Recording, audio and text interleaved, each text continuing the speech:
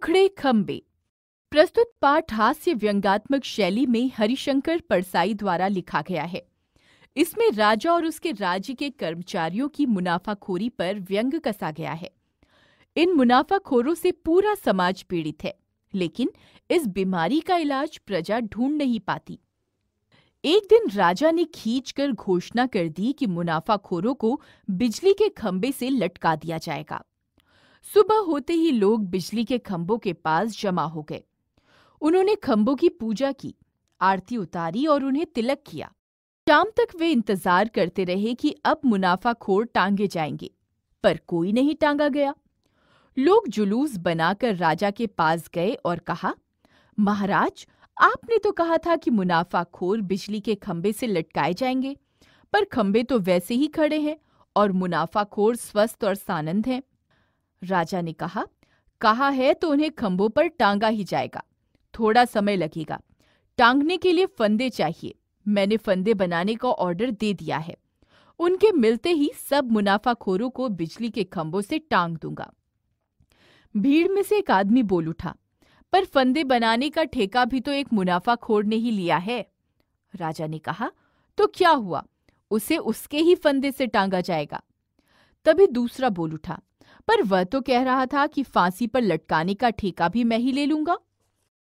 राजा ने जवाब दिया, नहीं, ऐसा नहीं होगा।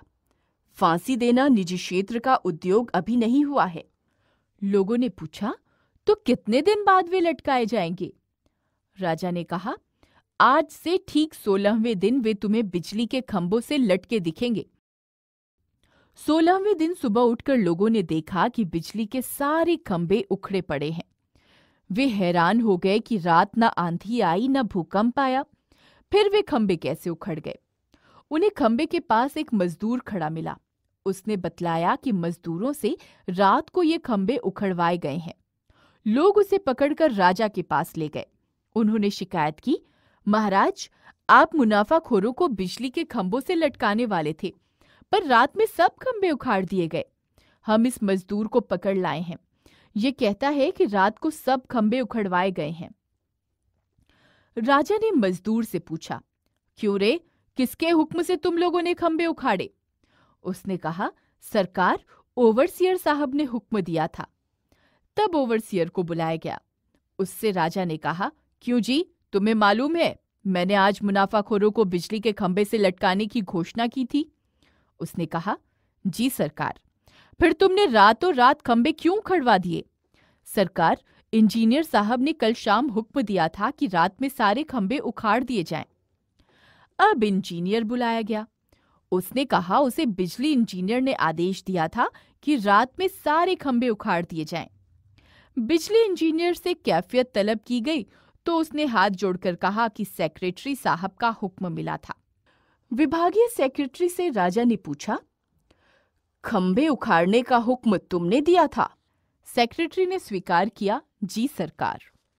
राजा ने कहा, ये जानते हुए भी कि आज मैं इन खंभों का उपयोग मुनाफाखोरों को लटकाने के लिए करने वाला हूं, तुमने ऐसा दुस्साहस क्यों किया? सेक्रेटरी ने कहा, साहब, पूरे शहर की सुरक्षा का सवाल था। अगर रात को खंभे ना हटा लिए जाते तो आज पूरा शहर नष्ट हो जाता। राजा ने पूछा, ये तुमने कैसे जाना? किसने बताया तुम्हें? सेक्रेटरी ने कहा, मुझे विशेषज्ञ ने सलाह दी थी कि यदि शहर को बचाना चाहते हो तो सुबह होने से पहले खंभों को उखड़वा दो। राजा ने पूछा, कौन है ये विशेषज्ञ? भरोसे का आदमी है? सेक्रेटरी ने कहा, बिल्कुल भरोसे का आदमी है सरकार, घर का आदमी है, मेरा साला होता है, मैं उसे हुजूर के सामने पेश करता हूं। विशेषज्ञ ने निवेदन किया, सरकार, मैं विशेषज्ञ हूं और भूमि तथा वातावरण की हलचल का विशेष अध्ययन करता हूं।